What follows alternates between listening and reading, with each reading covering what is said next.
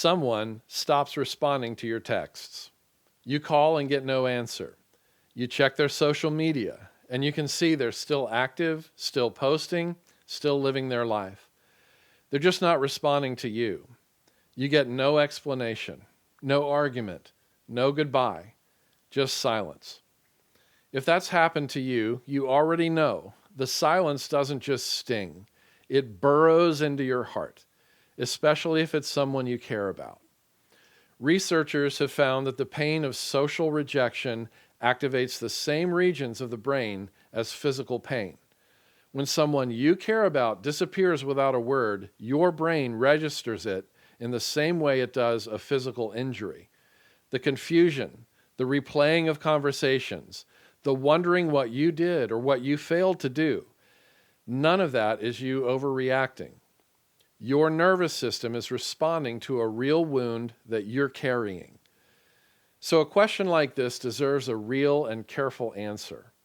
Let's start by naming what ghosting actually is. At its core, ghosting is passive-aggressive avoidance. The person doing the ghosting has decided, consciously or not, that disappearing is easier than having a hard conversation. There are rare situations where cutting contact without explanation is the right and the safe thing to do, if someone is dangerous or hateful or poses a genuine threat. But in most cases, ghosting is a failure of courage and an act of passive-aggressive contempt. It treats another person as someone not worth engaging. It treats them as a nobody. It belittles them by erasing them. Psychologist Dr. Janice Vilhauer is one of the leading researchers on this subject, and she writes that people who ghost others are primarily focused on avoiding their own emotional discomfort and aren't thinking about the impact on the other person. It's about their own avoidance. So if you've been ghosted, the confusion and pain you're feeling are signs that you took the relationship seriously, that you value the other person, that you show up, but they didn't. That asymmetry is real, and it's important to let yourself grieve the loss of that. So what do you actually do?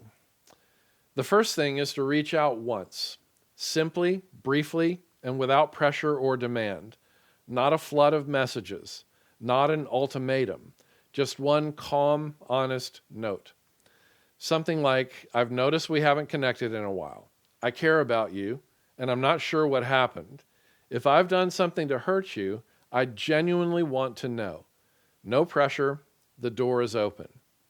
And then leave it there. You've done what love and integrity require of you. What happens next is not in your hands. Proverbs 15, verse 1 reminds us that a gentle answer turns away wrath. That same spirit applies here. Gentleness in the face of someone's avoidance is a sign of strength. It's you being a grown-up by not letting their behavior determine yours. Second, resist the pull to fill the silence with self-indictment. When someone ghosts us, our minds tend to reach for an explanation, and the explanations we come up with are usually self-condemning. What did I do? What's wrong with me? Was I too much? Am I defective? Am I not worth a response? This is the particular cruelty of ghosting. It doesn't just remove someone from your life. It locks you in a room alone with your worst fears about yourself.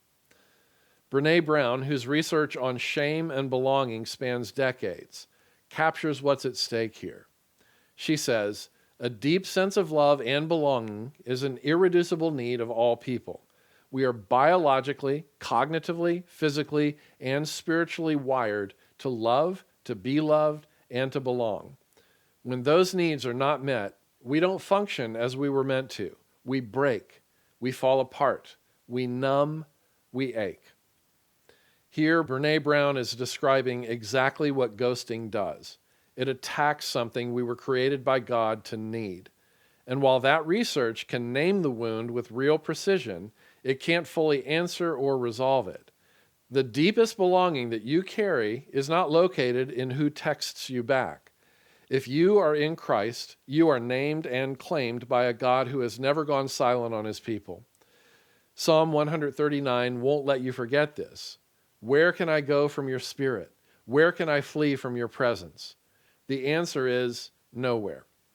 There is no vanishing act from God toward those he loves, no unexplained withdrawal, no silence without return. Let that be your anchor, especially when your relationship with the person who ghosted you has ceased to be an anchor. Third, honor your grief by giving it real, meaningful space. Don't rush past it. Don't stuff it down. Let yourself feel it. Don't perform a resilience that you don't actually carry. The loss of a relationship, even one that ended in confusion and silence, is still a loss. It deserves to be mourned. Lament is part of how we express our faith. The Psalms are full of examples of this. How long, O Lord, will you forget me forever? You have taken from me friend and neighbor. Darkness is my closest friend. I am forgotten as if I were dead. If an enemy were insulting me, I could endure it. But it is you, a man, my companion, my close friend, someone I trusted, one who shared my bread, has turned against me. My friends and companions avoid me because of my wounds. My neighbors stay far away. These are all direct quotations from the Psalms. A soul that laments in this way is not in crisis. It's a soul that's fully alive. It's a soul that's leading with honesty. And God has a long history of meeting honest people in their grief. Bring the unanswered questions to him. Bring the anger, sadness, loneliness, fear, and hurt. Bring the parts that don't resolve cleanly. God is not threatened by any of that. And fourth, consider what it means to extend forgiveness to the person who has injured you with their deafening silence, not as a favor to them, but as an act of freedom for yourself. Forgiveness does not mean pretending what happened was acceptable. It doesn't mean reopening a door you've wisely decided to close if that's been necessary. It means releasing the debt, deciding not to let this person keep occupying real estate in your head and heart. Forgiveness does not mean pretending what happened was acceptable or reopening a door you've wisely decided to close. It means releasing the debt and placing it in God's hands. And when you do that, something unexpected happens. You brush up against what it cost Jesus to love people who ignored and forsook him. You're not him, of course. You don't have to be. He has already taken care of what only he could take care of. But you do get to participate in something of his spirit when you choose to release the injury into the hands of God instead of punching back. This is for your ultimate good because bitterness is a weight God never designed you to carry. Finally, let this experience sharpen you rather than harden you. The instinct after being ghosted is to protect yourself, to hold people at arm's length, to never quite let someone in the same way again. That instinct is understandable. But followed far enough, it becomes its own kind of loneliness, and the surest way to let the person who hurt you keep holding power over you long after they've gone quiet. The goal isn't to become someone who ghosts people back, emotionally or literally. It's to become someone who stays open to reconciliation if that door ever reopens, to hard conversations when they're needed, to telling the truth with kindness, and if it comes to it, to honoring people with the dignity of an honest goodbye. That's the kind of person Jesus slowly, patiently forms in us. Not guarded, not defensive, just honest, present, and brave enough to keep loving. If you're in the middle of this right now, I hope something here has helped. More than that, I hope you know you are seen by a God who does not disappear, who does not go quiet, and who is fully present with you and fully for you in this. Thanks for joining me here. This has been That's a Great Question.